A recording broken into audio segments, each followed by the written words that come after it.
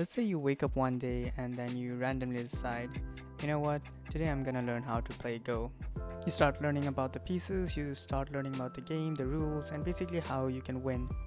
So you start practicing with your friends, you start playing against a computer, and you keep practicing until you get better.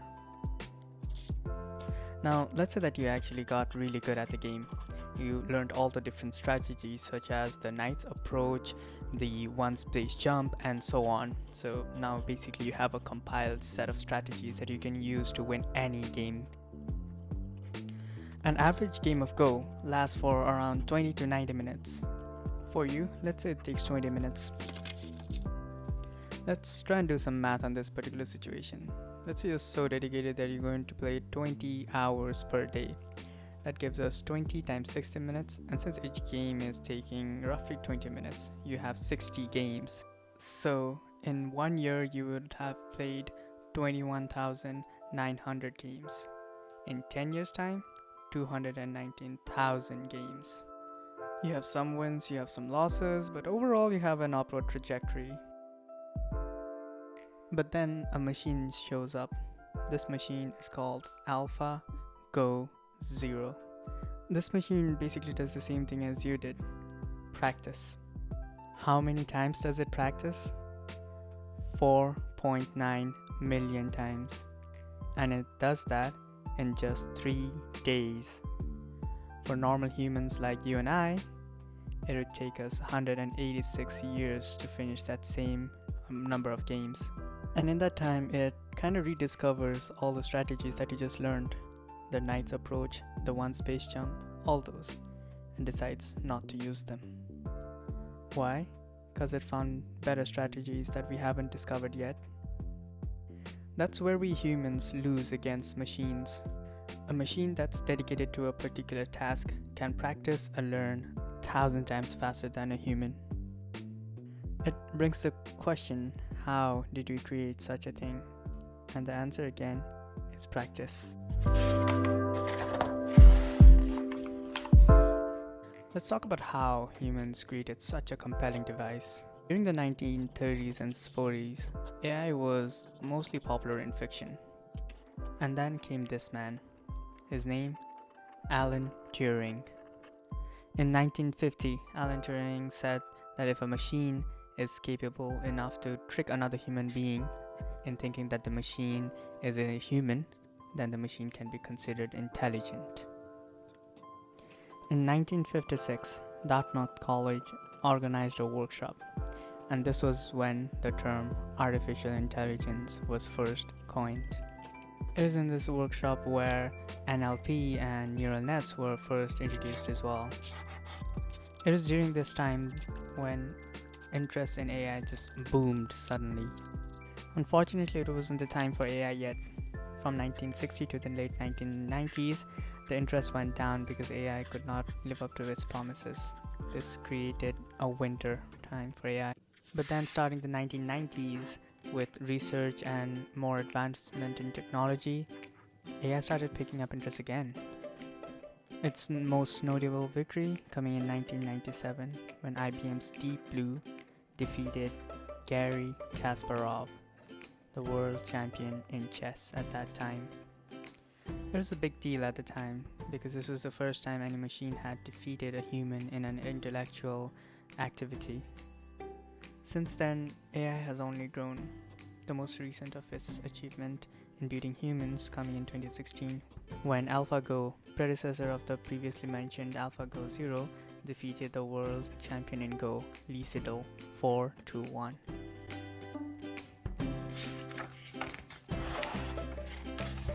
Now let's talk about how artificial intelligence works. There are actually many different implementations, so I'm going to talk about just a few ones. For deterministic games with perfect information like chess and Go, we use an algorithm called Minimax. It uses a kind of state space search where we look at every possible states from a particular state, keep going down that branch, and then basically find an end state for which we can assign a utility value. We then propagate these values up, maximizing or minimizing depending on whose turn it is, and figure out which state is the best. The problem is even though theoretically we can figure out which state is the best, for games like chess and Go, the possible number of states just blow up exponentially. To solve this, we use something called heuristic value. The heuristic value of a state is basically an estimate of its utility. This means that our machine can get only as good as our estimates. The more recent algorithms are more data-driven actually. These include machine learning and data mining. The way data-driven machine models work is that they learn from the given data, build a model out of it, and then apply that model on new input. The process of building a model is usually divided into two sections: supervised learning and unsupervised learning.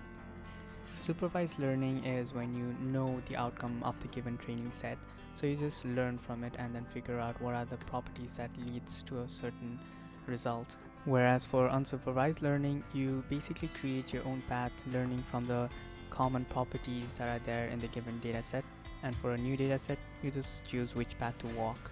More recently, we have come across an algorithm that has been the most successful, and it's deep learning. Deep learning was invented when computer scientists wanted to create a machine that worked like our brains. You see, our brains have something called neurons, and these neurons are connected to each other. They fire and send signals to each other, and that is how we process thoughts. In deep learning, the machine basically tries to simulate this. Consider a simple node. Think of it as a neuron which takes in input from different sources and then basically acts as if it's a function. Now instead of just having an output, it feeds its output as input for another node. And now this node is connected to another one, and we basically make a bunch of connections like these.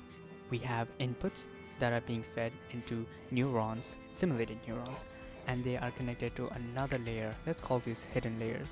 And now these hidden layers are connected to another layer and ultimately to the output layer. This network of neurons that we've simulated, called neural nets, is basically what's used in many machine learning algorithms nowadays, including machine vision and natural language processing. When we are talking about machine vision, these hidden layers are actually ways to recognize certain figures, perhaps a circle or a line, and that's again combined to recognize images. For natural language processing, we use something called recurrent neural networks, where the output is fed back into the input layer for further calculation.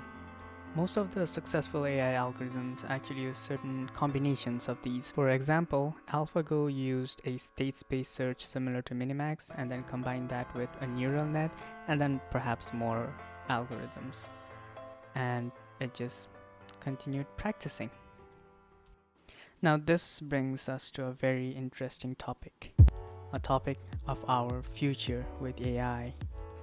The recent discoveries in artificial intelligence, coupled with the advancements we've had in hardware, means that we have better and faster machines. Just for an example, let's consider 5G. The whole point of it is it's faster. That means is that if you were in a self-driving car and another self-driving car was headed towards you, the cars can communicate in a fraction of a second to avoid collision. This speed and advancement can save lives in the futuristic world we've envisioned. However, it's not all rainbows and sunshine. We have some significant problems to consider as well. You see, the main problem with this advancement is not misunderstanding. It's actually not understanding enough. To explain this, let me take an example from work done by Google. Google's OpenAI worked on a project where bots were trained to play hide and seek. There was this setting where there were two bots that were supposed to work in a team and hide, and there were two bots that were supposed to seek. The setting also had obstacles that either parties could use for their purpose. The bots that were responsible for hiding started to learn as expected.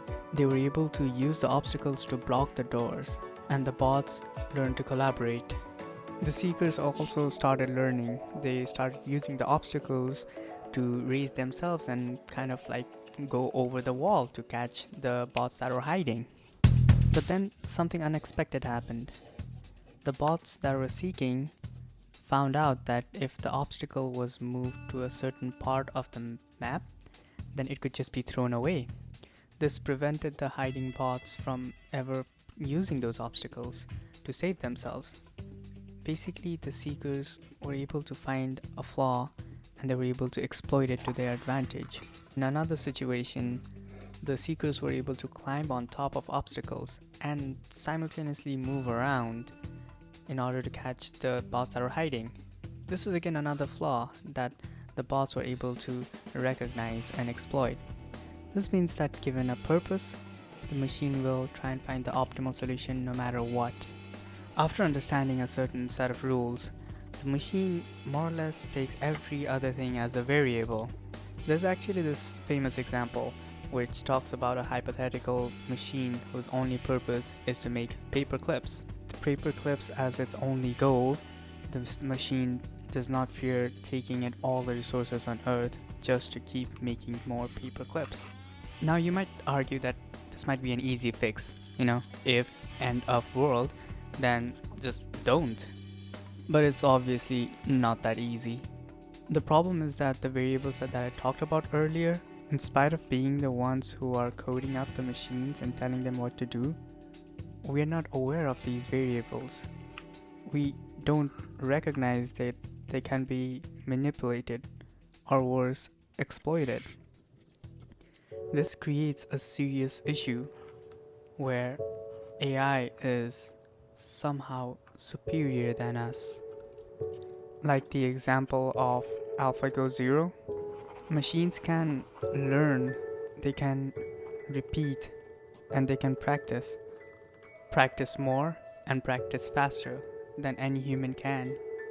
Perhaps after using and combining all those different algorithms that we humans have spent years mastering, machines can learn on their own. Perhaps like AlphaGo Zero, they can discover these algorithms on their own, and perhaps they can discover new algorithms that we are yet to discover. Artificial intelligence has had the opportunity to practice and become really good.